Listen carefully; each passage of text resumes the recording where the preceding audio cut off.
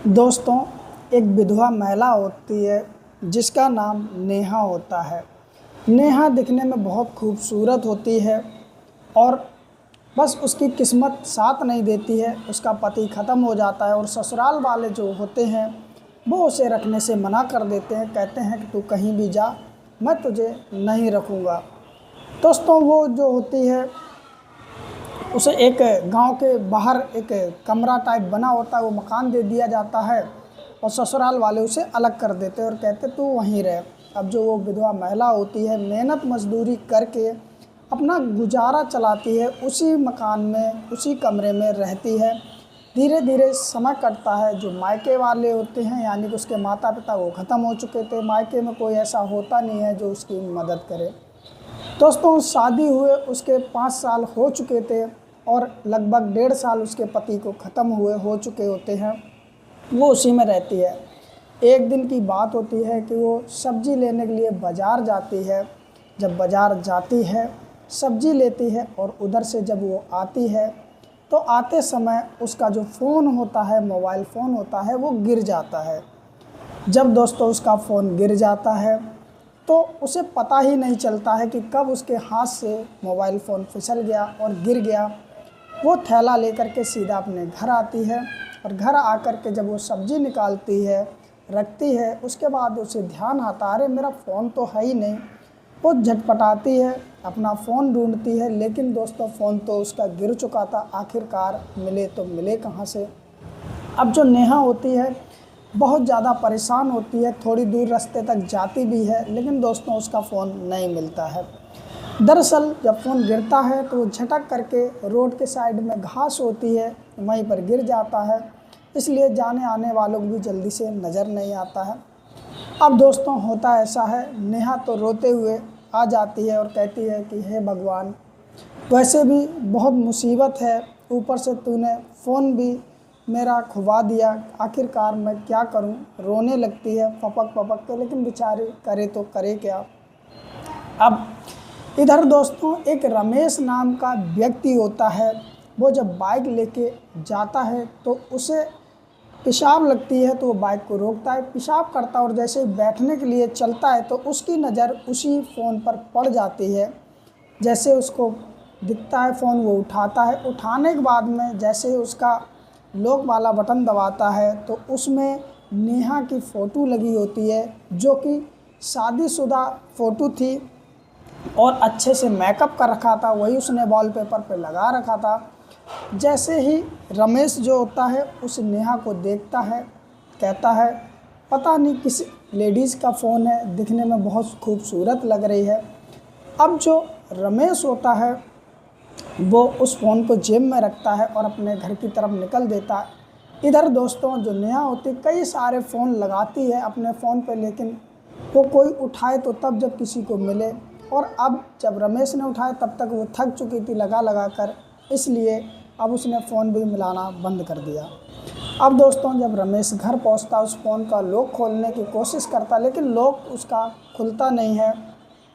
उसके बाद में दोस्तों वो लगा रहता, लेकिन लास्ट में बहुत मेहनत के बाद उसका लॉक, जो पैटर्न लॉक होता है, खुल जाता है।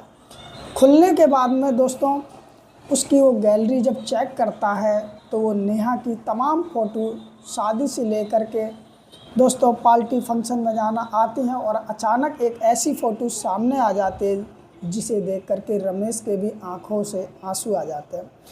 उसमें फ़ोटो आती है कि वो विधवा हो चुकी है, बैठी हुई है उदास। दरअसल ये फ़ोटो किसी ने नेहा की खींच ली होगी तो उसमें पड़ी थी। अब दोस्तों रमेश के मन में उत्सुकता आ जाती कि आखिरकार इस महिला के साथ में हुआ क्या। जिस फ़ोन से कॉल आई थी उसी पे रमेश उसी के फ़ोन से कॉल कर देता है, और कॉल जैसे ही वो फ़ोन दूसरे का होता है, किसी का जिससे नेहा कॉल कर रही थी। अब रमेश फ़ोन करता और कहता है दरअसल ये फ़ोन मुझे पड़ा मिला किसी का है और इस पे बहुत सारी कॉलें आई हुई हैं, इसलिए मैंने फ़ोन किया। तो जो व्यक्ति का फ़ोन होता है वो बता देता हाँ अभी मैं बात कराता हूँ, और उसके बाद में वो जाता है और नेहा से बात कराता। तो नेहा कहती है कि भैया ये फ़ोन मेरा है, मेरे से गिर गया है, कृपया करके मुझे दे दो। तो जो रमेश होता है वो कहता हाँ बिल्कुल, इसीलिए मैंने फ़ोन किया है कि ये फ़ोन जिसका भी हो उसके पास पहुंच जाए, दरअसल मुझे चाहिए भी नहीं। रमेश उसका जब एड्रेस पूछता है तो वो गांव का नाम बताती है और नेहा जो होती है वो कहती है कि मैं ही आ जाती हूँ, आप क्यों परेशान हो गए। तो रमेश जो होता है वो कहता है कि परेशानी वाली क्या बात, अब शाम होने वाली है, तुम कहाँ आओगी, मैं ही आ जाता हूँ। अब जो नेहा ने एड्रेस बताया था, अपनी बाइक लेकर के रमेश निकल पड़ता है नेहा के घर की तरफ और धीरे धीरे तमाम बातें उसी के बारे में सोचता हुआ धीरे धीरे पहुंच जाता है। नेहा बाहर ही खड़ी थी, इंतज़ार कर रही थी रमेश का। उसे लग रहा था पता नहीं ये फ़ोन देगा भी या नहीं देगा, लेकिन एक तरफ मन में विश्वास भी था कि उसी ने फ़ोन किया तो फ़ोन ज़रूर दे देगा। उसके बाद में जो रमेश होता है वो पहुंच जाता है, नेहा भी मिल जाती है। नेहा के जो मकान होता है उसके पास में रमेश बाइक लगाता है और घर के बाहर ही खड़े होकर नेहा को गौर से देखता है। नेहा दिखने में खूबसूरत थी, लेकिन वही बात थी कि नेहा विधवा थी। तो रमेश के भी मन में बहुत सारी बातें चल रही थी कि आखिरकार इसके साथ हुआ क्या, इतनी हंसती खेलती इसकी ज़िंदगी थी, जो उसने फ़ोन में फ़ोटो देखी और अचानक ऐसे क्या हो गया। लेकिन रमेश कुछ भी कहता नहीं। रमेश कहता ये लो आपका फ़ोन। नेहा जो होती है उसके आंखों में आंसू थे, फ़ोन लेती है और हाथ जोड़ के धन्यवाद करती है, कहती है कि बहुत बहुत धन्यवाद, आज के समय में भी आप जैसे इंसान हैं, नहीं तो आज के समय में कौन फ़ोन देता।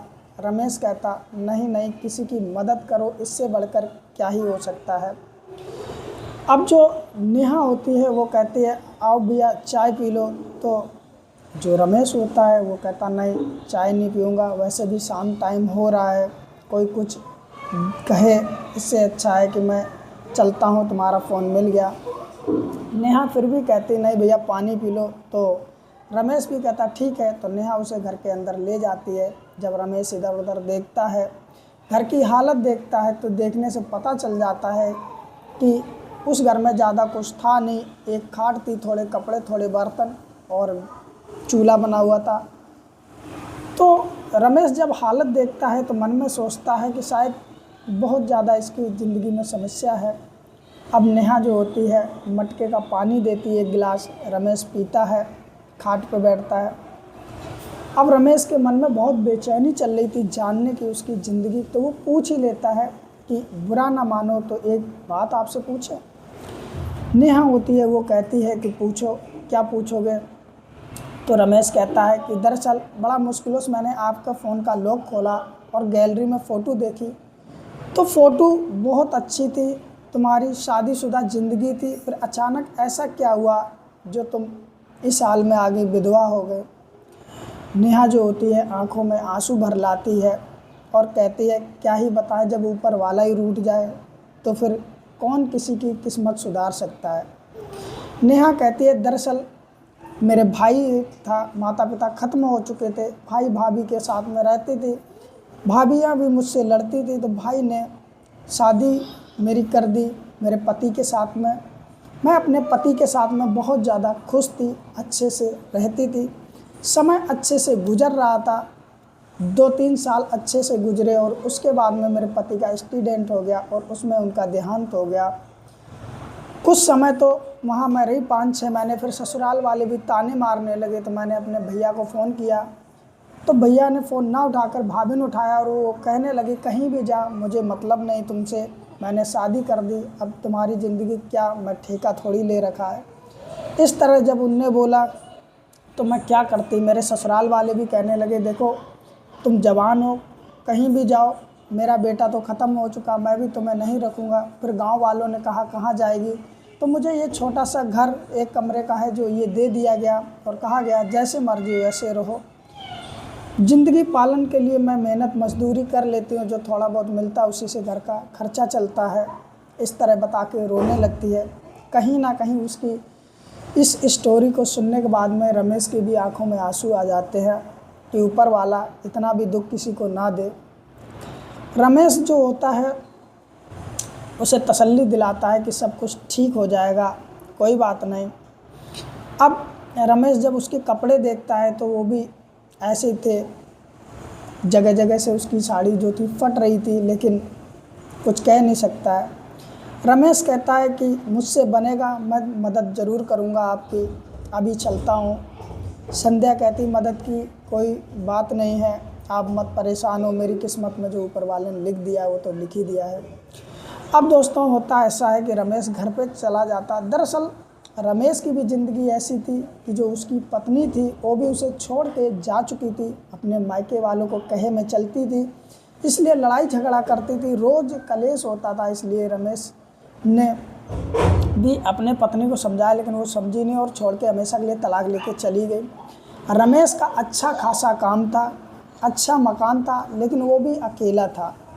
अब दोस्तों रमेश के दिल में नेहा के लिए प्यार उमड़ पड़ता है और मन में सोचता काश ये मुझे मिल जाए, मुझसे शादी कर ले तो इसकी भी ज़िंदगी संवर जाएगी और मेरी भी ज़िंदगी संवर जाएगी।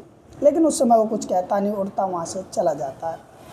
दरअसल जाते समय नेहा का मोबाइल नंबर ले जाता है और अपना भी मोबाइल नंबर नेहा को दे जाता है और कहता है किसी भी चीज़ की अगर ज़रूरत पड़े तो ज़रूर मुझसे संपर्क कर लेना। दोस्तों एक दिन गुजर जाता, 2 दिन गुजर जाता है। अब कहीं ना कहीं रमेश के दिल में, मन में ख्याल सिर्फ नेहा का आता है कि कैसे वो रह रही होगी, क्या खा रही होगी, क्या पी रही होगी।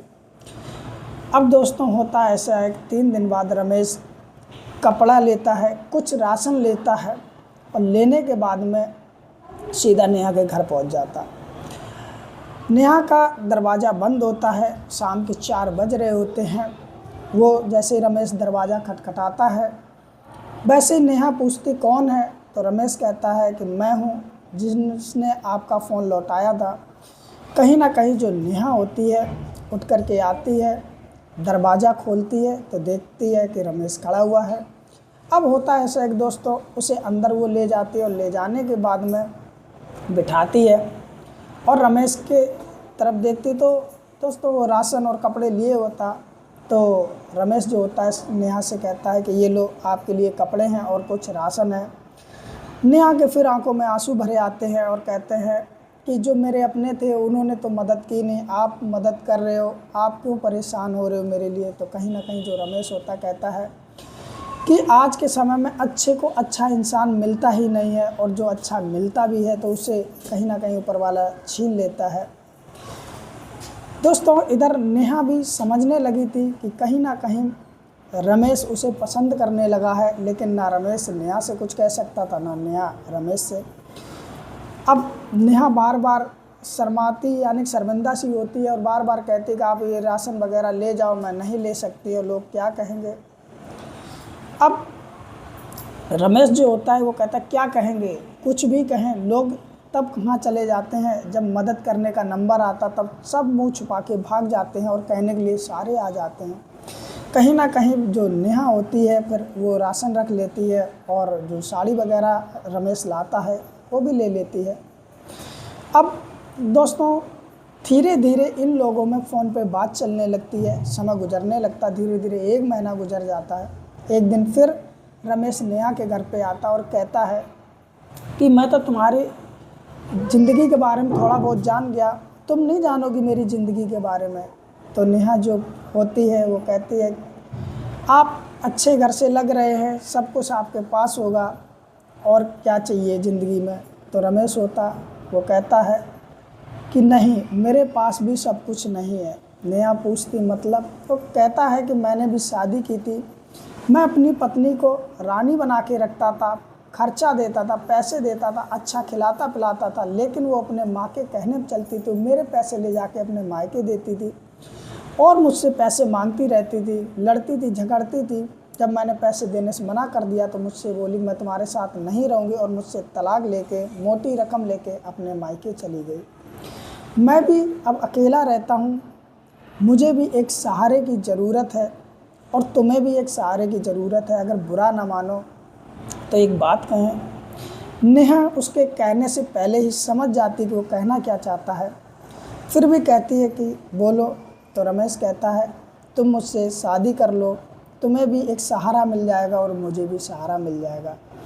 इतनी बात नेहा सुनती है, उसकी आंखों में आंसू आ जाते हैं, क्योंकि वो रमेश की छवि तो पहले ही उसके मन में अच्छी बनी हुई थी, क्योंकि वो बिना मतलब के मदद कर रहा था और उसका फ़ोन भी लौटाया। तो कहीं ना कहीं जो नेहा होती है कुछ बोल ही नहीं पाती। तो रमेश पूछता है कि क्या हुआ, बताओ। अगर नहीं इच्छा है तो कोई बात नहीं, कोई ज़बरदस्ती नहीं है, मैं तुमसे ज़बरदस्ती नहीं कर रहा हूँ कि नहीं तुम मुझसे शादी करो।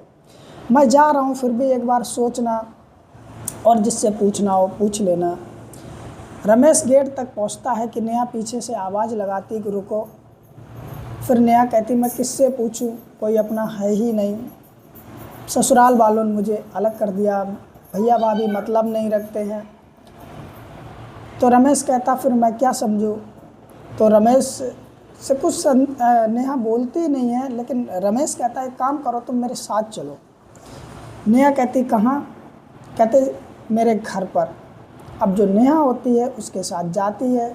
जब रमेश का घर देखते हैं, घर बहुत बड़ा होता है, अच्छा होता है, हर चीज़ उसके घर में होती है।